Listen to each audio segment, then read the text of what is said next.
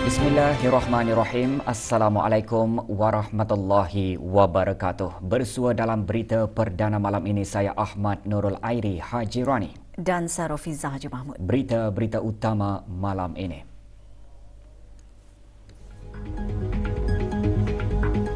Ke bawah Duli Yang Maha Mulia Paduka Seri Baginda Sultan dan Yang di-Pertuan Negara Brunei Darussalam berkenan menghantar titah perutusan tahniah berikutan pelantikan semula Perdana Menteri Republik India.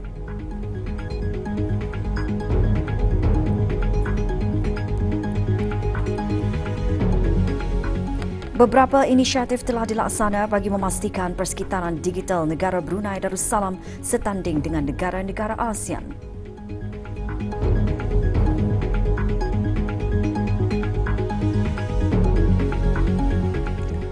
Ke bawah Duli Yang Maha Mulia Paduka Seri Baginda Sultan Haji Hassan Al-Bolkiah Muizzuddin Wad Daulah Ibni Almarhum Sultan Haji Omar Ali Saifuddin Sadul Khairi Waddin Sultan dan Yang di-Pertuan Negara Brunei Darussalam telah berkenan menghantar titah perutusan tahniah kepada Tuan Yang Terutama Shri Narendra Modi, Perdana Menteri Republik India, berikutan dengan pelantikannya semula sebagai Perdana Menteri Republik India.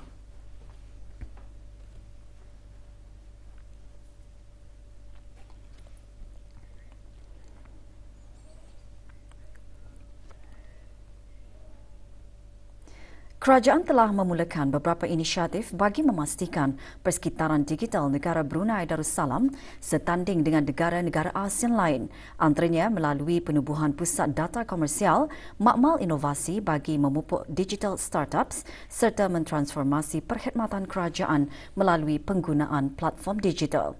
Berucap pada perasmian Forum Tripartite 2024 Building a Vibrant Digital Economy in ASEAN, Strategies for Cyber Resilience and Shared Prosperity, Menteri di Jabatan Perdana Menteri dan Menteri Kewangan dan Ekonomi kedua berkata, projek Hub Pembayaran Digital menjadi salah satu projek yang sedang dilaksanakan di bawah Majlis Ekonomi Digital. Yang Berhormat Datuk Seri Setia Dr. Awang Haji Muhammad Amin Liu bin Abdullah juga menjelaskan walaupun ekonomi digital memberikan peluang keemasan bagi pertumbuhan ASEAN, namun cabarannya masih ada. Aspek penting ialah memperkukuh keselamatan cyber. As our reliance on digital infrastructure grows, so too does vulnerability to cybercrime.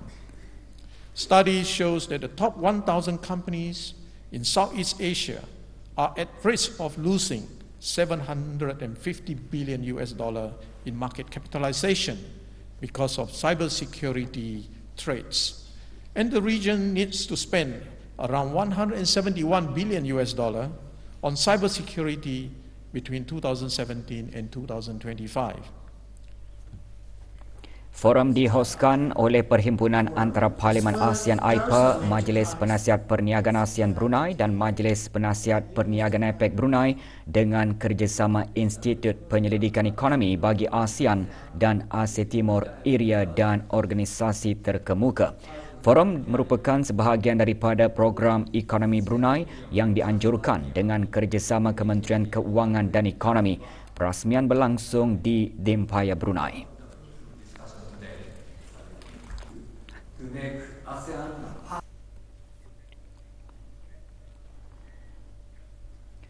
Forum Tripartite diteruskan dengan pembentangan ekonomi digital ASEAN dan perbincangan panel mengenai ekonomi digital ASEAN. Antara yang hadir Yang Berhormat Datuk Seri Setia Dr. Awang Haji Muhammad Amin Liu bin Abdullah, Menteri di Jabatan Perdana Menteri dan Menteri Keuangan dan Ekonomi kedua.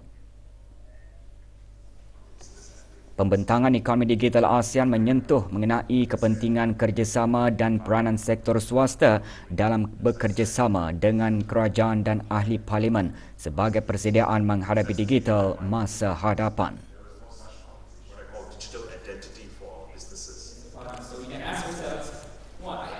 Sementara itu, perbincangan panel mengenai ekonomi digital ASEAN pula meneliti bagaimana ASEAN termasuk negara Brunei Darussalam harus bersedia untuk masa depan digital yang cepat berubah.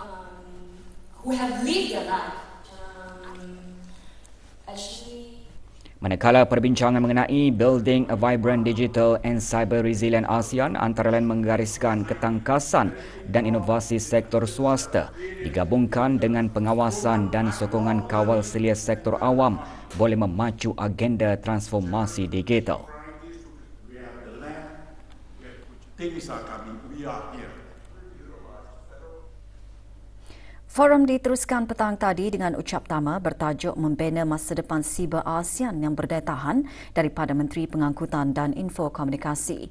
Dalam ucap tama yang berhormat, Pengiran Datuk Seri Setia Syamhari bin Pengiran Datuk Paduka Haji Mustafa menekankan kedaya tahanan siber memerlukan pendekatan menyeluruh dalam memainkan peranan bagi memastikan keselamatan dan sekuriti ruang digital. Jelas Menteri Pengangkutan dan Info Komunikasi Negara Brunei Darussalam juga telah mengembangkan strategi keselamatan siber kebangsaan BNCSS. The National Cybersecurity Strategy consists of 5 key priority areas or objectives to be achieved through the National Action Plan, with emphasis towards building a safe, trusted and resilient cyberspace, preserving national sovereignty and enabling Brunei Darussalam's digital transformation journey. Forum juga memberi peluang kepada para peserta membincangkan strategi untuk meningkatkan literasi digital, peraturan harmonisasi dan pembangunan perkongsian awam swasta untuk mengukuhkan keselamatan siber di seluruh rantau ini.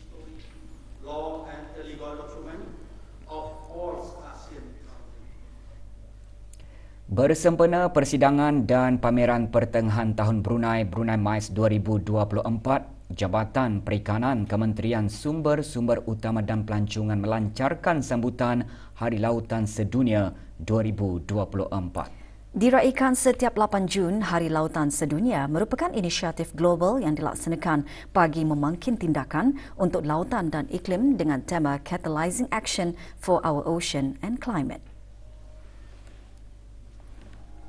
Hadir yang berhormat Datuk Seri Setia Dr. Awang Haji Abdul Manaf bin Haji Matusin, Menteri Sumber-Sumber Utama dan Pelancongan. Juga bersempena sambutan tersebut, acara Minggu Lautan Brunei telah dianjurkan dengan kerjasama antara Jabatan Perikanan dan Pony Divers Brunei. Antara pengisian acara pembentangan ucap tama bertajuk Sustainable Ocean Solutions dan Success Next Door Sarawak Reef Ball Wall Project. Juga diadakan pelancaran pembuatan Laut Midi Reef Ball yang disempurnakan oleh Menteri Sumber-Sumber Utama dan Pelancongan. Laut Midi Reef Ball yang merupakan pertama kali di dunia dan dirancang untuk membuat 5,000 laut midi dalam masa 5 tahun. Acara berlangsung di Kompleks Perikanan Muara, Jabatan Perikanan. You can have, but as you get more and more skillful, you can learn to add them with adaptations for specific goals. Dengan tema Our Happy Neighbourhood, program perkembangan kapasiti dianjurkan bagi memupuk pendekatan holistik dan integratif dalam membimbing anak-anak. Ikuti bahan beritanya selepas ini.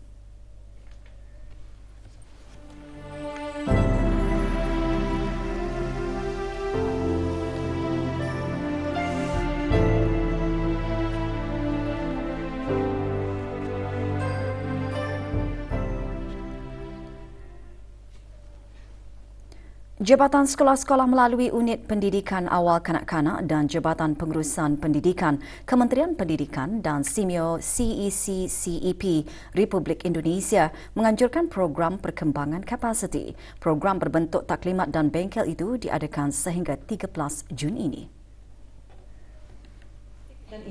Dayang Hajah Marina Cek binti Bujang, pengarah sekolah-sekolah Kementerian Pendidikan, dalam ucapannya berkata, tema Our Happy Neighbourhood yang ditengahkan dalam program tersebut dihasrat supaya dapat memupuk pendekatan holistik dan integratif dalam membimbing anak-anak di samping mengiktiraf hak mereka sebagai tanggungjawab bersama dalam masyarakat di negara Brunei Darussalam. Seramai 86 peserta terdiri daripada ketua-ketua kluster dan guru prasekolah kerajaan di bawah Kementerian Pendidikan terlibat dalam program tersebut. Dalam mendukung pendidikan anak usia dini di kawasan Asia Tenggara melalui berbagai. Sebagai persediaan bagi para peserta pertandingan pidato sejarah Piala Menteri Kebudayaan Belia dan Sukan kali keempat, Pusat Sejarah Brunei pagi tadi mengungkayahkan bengkel pidato sejarah. Diadakan selama 2 hari, bengkel berlangsung di Pusat Sejarah Brunei di Ibu Negara. Hadir Dr. Haji Muhammad Hadi bin Muhammad Melayong, Pengetua Pusat Sejarah Brunei. Bengkel dihadiri oleh lebih 40 peserta, terdiri daripada belia berumur 18 hingga 35 tahun serta pelajar tahun 9, tahun 10 dan tahun 11 di sekolah-sekolah menengah kerajaan dan swasta. Semasa bengkel, 4 fasilitator mengongsikan tajuk fokus masing-masing. Melalui bengkel tersebut, para peserta didedahkan mengenai kaedah dan teknik berpidato yang berkesan dan menepati kriteria pertandingan dalam menyampai dan memperagakan sejarah Brunei.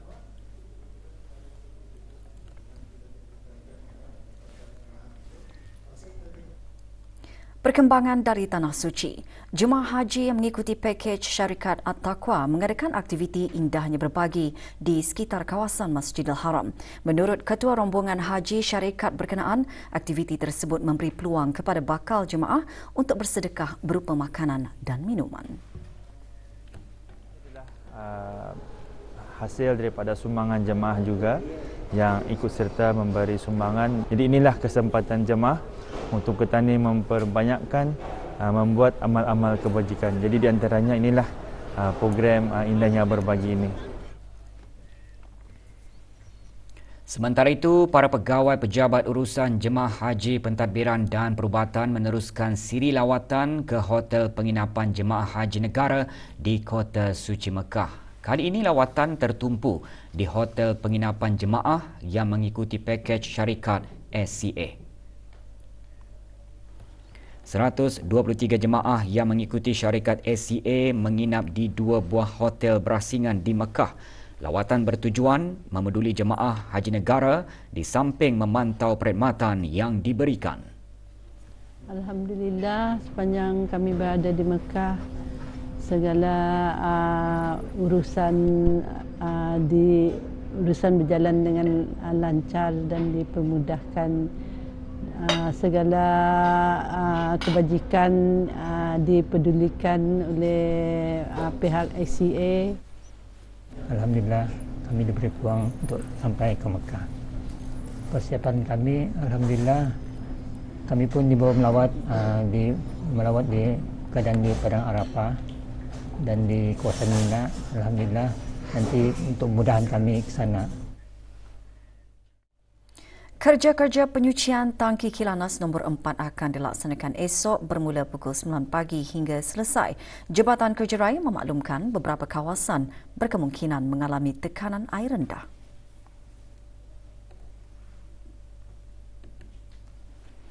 Kawasan-kawasan terlibat ialah Kampung Bengkurung, Kampung Sinarubai, Kampung Tasik Meradun, Kampung Bunut, Kampung Madewa, Kampung Telanai, Kampung Kilanas, Jalan Dadap, Jalan Mulaut Kilanas, keseluruhan kawasan Ban 1 hingga Ban 5, Kampung Tanjung Bunut, Kampung Sungai Tampoi, Kampung Sengkurung, Jalan Pasai 1 dan 2, Kampung Mulaut, Kampung Lubuk Sigurun, Jalan Lampaki, Jalan Paya Bunga Merah dan sekitarnya. Untuk memohon pembekalan air tanker, hubungi talian Darussalam 123.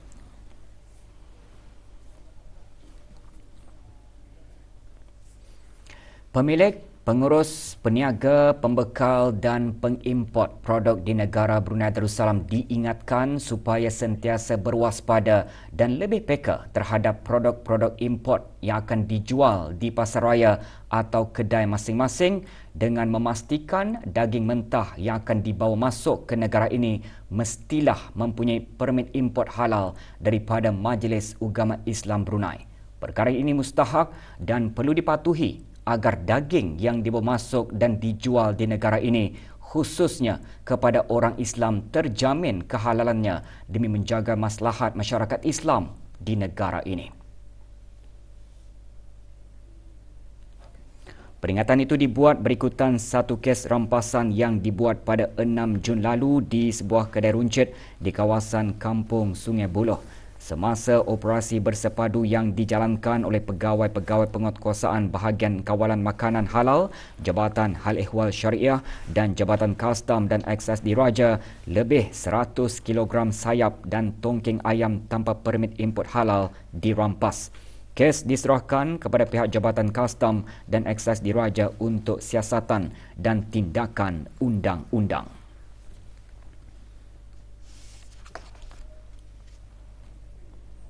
Pasukan Polis Diraja Brunei sedang mengesan 2 pekerja asing yang dipercayai lari dari majikan. Sebarang maklumat mengenai Muhammad Akid Ahmad berumur 20 tahun, warga negara Bangladesh, dan Chep Idrus Firdaus berumur 30 tahun, warga negara Indonesia, dikehendaki menghubungi Balai Polis Sengkurung di talian 2661334 atau talian kecemasan Polis 993 atau mana-mana balai polis yang berdekatan.